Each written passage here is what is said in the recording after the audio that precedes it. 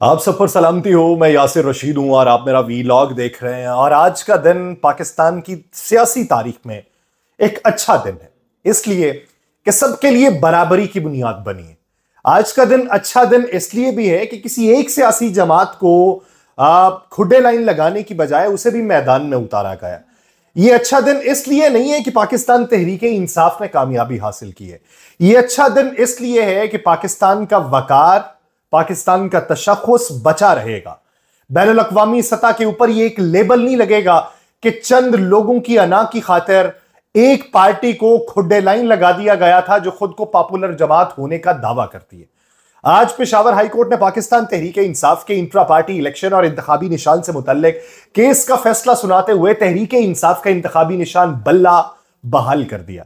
ये एक बहुत बड़ी कामयाबी पाकिस्तान तहरीक इंसाफ के लिए। अब इसके आगे वाले मराहिल क्या है वो मैं बताऊंगा, लेकिन इस केस के हवाले से पेशावर हाई कोर्ट के जस्टिस एजाज अनवर और जस्टिस सैयद अरशद अली ने पीटीआई के इंट्रा पार्टी इलेक्शन के खिलाफ दायर दरखास्तों के ऊपर समाअत की।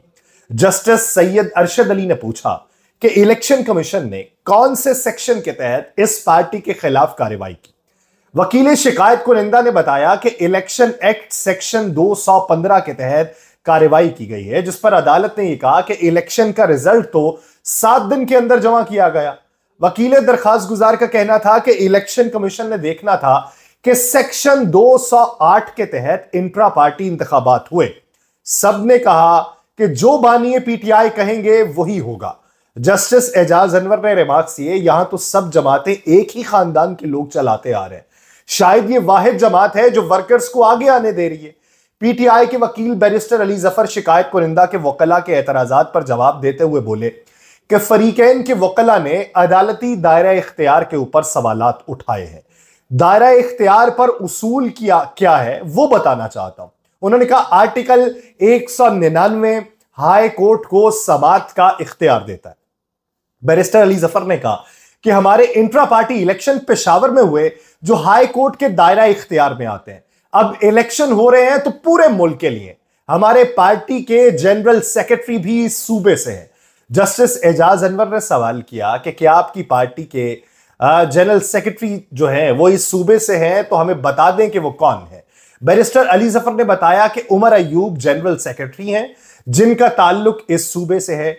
मॉडल अयान अली के खिलाफ केस रावलपिंडी में था, उसे कराची एयरपोर्ट पर गिरफ्तार किया गया था। उस वक्त भी हाई कोर्ट के दायरा इख्तियार के ऊपर सवाल उठा था। पीटीआई के वकील ने बताया कि अयान अली केस में सुप्रीम कोर्ट ने करार दिया कि सिंध हाई कोर्ट का दायरा इख्तियार बनता है।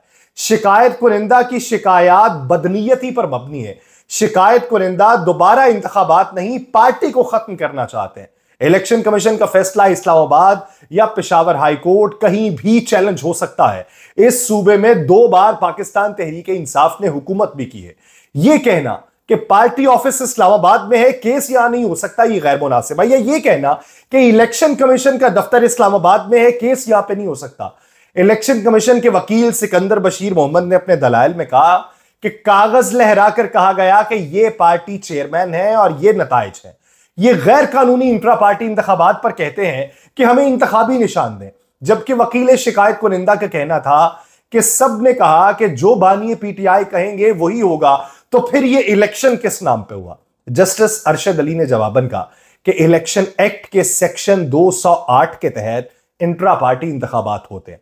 इलेक्शन एक्ट के सेक्शन 209 की सब सेक्शन 2015 के तहत कैसे पार्टी निशान वापस ले लिया गया, जिस पर वकील इलेक्शन कमीशन ने कहा कि सेक्शन 209 के तहत इंट्रा पार्टी इंतखाबात फॉर्म 65 को सिर्फ देखना नहीं, मुतमईन होना इलेक्शन कमीशन का काम है। पीटीआई वाले इलेक्शन कमीशन को एक रिकॉर्ड कीपर समझते हैं। इलेक्शन कमीशन एक रेगुलेटरी बॉडी है जो इंट्रा पार्टी इंतखाबात को देख सकती है। वकील इलेक्शन कमीशन ने कहा कि सेक्शन 209 में है कि पार्टी चेयरमैन का फॉर्म 65 इकरारनामा है कि पार्टी इंतखाबात पार्टी के आइन के तहत होते हैं। इंतखाबी निशान सिर्फ इंतखाबात के वक्त पार्टी के पास होता है। इंतखाबात के बाद 4 साल यह निशान इलेक्शन कमीशन के पास होता है। इंतखाबी शेड्यूल जारी होने के बाद पार्टी इंतखाबी निशान मांगती है। इलेक्शन शेड्यूल जारी होता है तो फिर इंतखाबी निशान अलॉट होते हैं। कल और परसों इंतखाबी निशानात अलॉट किए जाएंगे और इलेक्शन होने के बाद सियासी जमात का निशान से कोई ताल्लुक नहीं रहता। पेशावर हाईकोर्ट के 2 रुकनी बेंच ने दरखास्त गुजारों, इलेक्शन कमीशन और पाकिस्तान तहरीक इंसाफ के वकला के दलाइल सुनने के बाद फैसला महफूज कर लिया और फिर उसके बाद महफूज फैसला सुनाते हुए तहरीक इंसाफ का इंतखाबी निशान बल्ला बहाल कर दिया गया। अदालत ने इलेक्शन कमीशन का फैसला मुअत्तल करते हुए इलेक्शन कमीशन को, पीटीआई को इंतखाबी निशान का सर्टिफिकेट भी जारी करने का हुक्म देते हुए कहा कि पीटीआई सियासी जमात है और इंतखाबी निशान की हकदार है। तहरीक इंसाफ के इंतखाबी निशान का मामला जब जन्म लिया था तो वो 22 दिसंबर का दिन था 2023 को। इलेक्शन कमीशन ने पाकिस्तान तहरीक इंसाफ के इंट्रा पार्टी इलेक्शन को कलअदम करार देते हुए इंतखाबी निशान बल्ले से महरूम कर दिया था।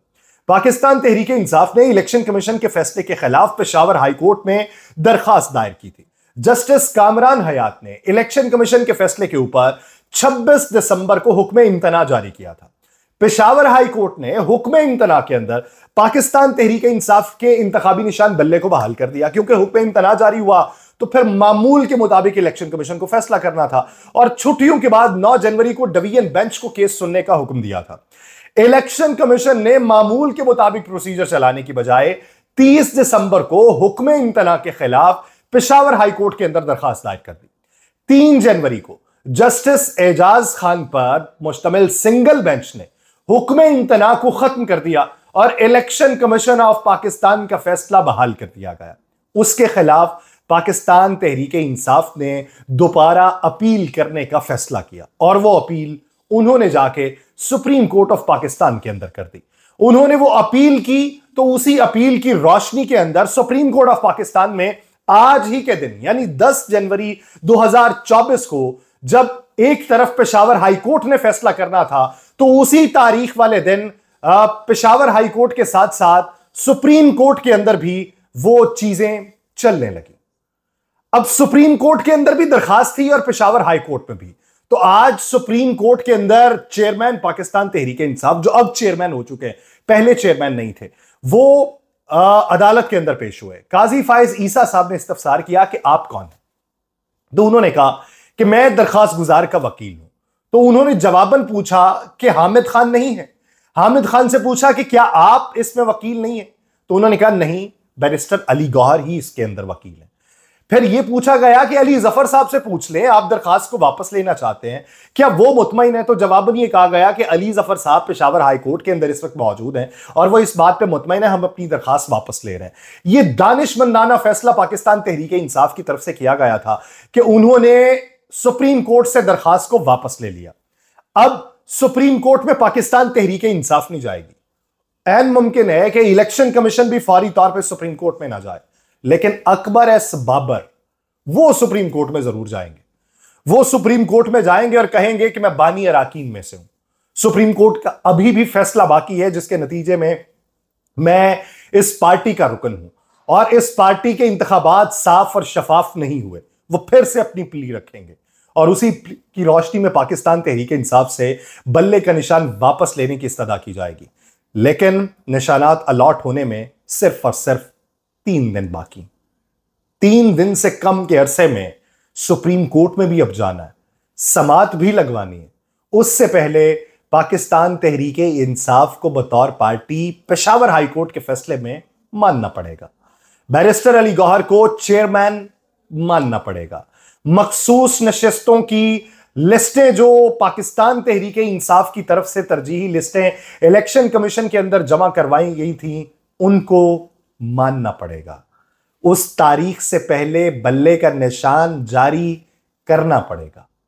यह पाकिस्तान तहरीक इंसाफ की अब तक की सबसे बड़ी कामयाबी है और इसी कामयाबी को लेकर अब उनके लिए वो शायद उसके ऊपर पछताना इतनी बड़ी बात ना हो कि हमारे बेशतर उम्मीदवारों के कागजात मुस्तरद हो गए। अब उनके लिए सिर्फ निशान ही काफी है। अब निशान की दौड़ के अंदर पाकिस्तान तहरीक इंसाफ के लिए ये खुशी के शादियाने कितने दिन रहते हैं कि आज पेशावर हाई कोर्ट के बाहर भी कारकुनान भंगड़े डालते रहे और दूसरी तरफ वही खबर कि कोई पेशावर हाई कोर्ट का भोसा लेकर फरार हो गया और कोई इस वक्त सदमे में, कौमे में पड़ा हुआ है कि ये हुआ क्या।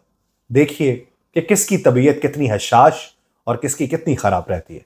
मुझे दीजिए इजाजत, अल्लाह निगहबान।